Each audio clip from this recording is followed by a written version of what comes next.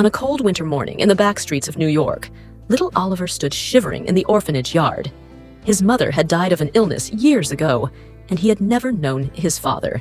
For him, life meant surviving on scraps, flipping through old books to learn, and going to bed hungry most nights. Among the children in the orphanage, Oliver was different.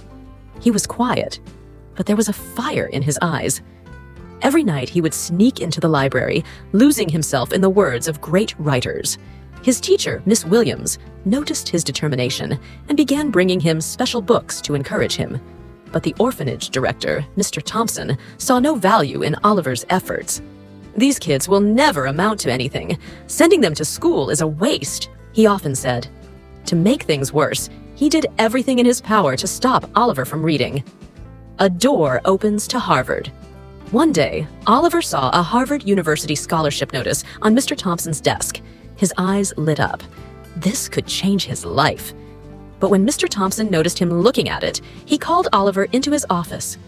"Who do you think you are, applying to Harvard?" he sneered. "You're barely fit to shine shoes." With a smirk, he tore the application forms into pieces and threw them in the trash. Oliver's heart sank, but his determination didn't waver. That night, after everyone had gone to sleep, he dug through the trash and retrieved the torn pieces. With trembling hands, he tried to tape them back together, but it was useless. He couldn't submit a crumpled, torn-up application. Miss Williams found him the next morning, devastated and hopeless. She placed a comforting hand on his shoulder. "Write your own story, Oliver," she said. Harvard didn't just look at grades. They valued a person's life story.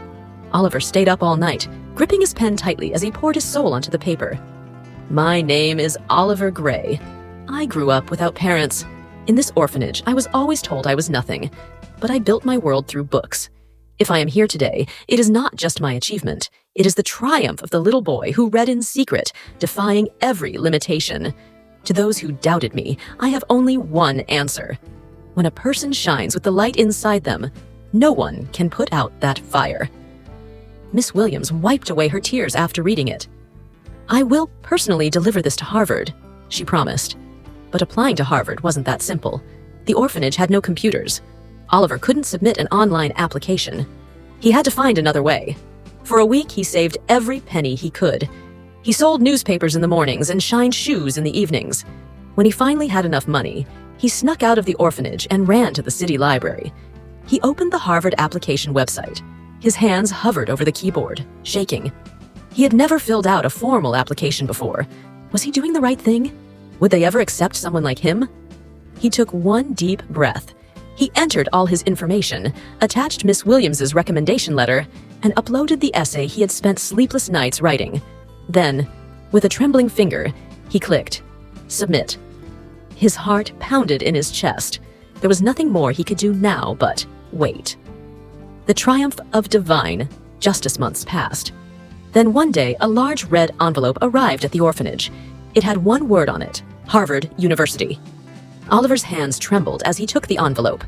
The children gathered around, holding their breath. He tore it open, his eyes scanning the letter frantically.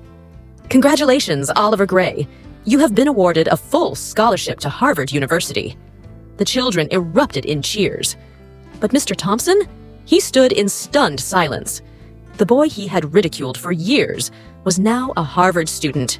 Years passed. Oliver graduated from Harvard and became a famous author. One day, he returned to the orphanage to face his past. Mr. Thompson had been fired. The orphanage had fallen into ruin. He now looked old, broken, and defeated. Oliver stood tall in front of him, dressed in a sharp suit. He smiled, not with arrogance, but with quiet triumph. "You once told me I would never be more than a shoe shiner," Oliver said, "but I chose to rewrite my own story." The orphanage would never be the same. With his earnings, Oliver rebuilt it from the ground up, creating scholarships for hundreds of orphaned children. And on that day, Mr. Thompson finally understood no one could ever belittle a child's dreams again. Divine justice had arrived, exactly when it was meant to. And that's the end of this story. Thanks for watching. I hope you enjoyed it. If you did, don't forget to like the video and share it with your friends. For more interesting stories, make sure to subscribe to our channel and turn on notifications. Take care and see you next time.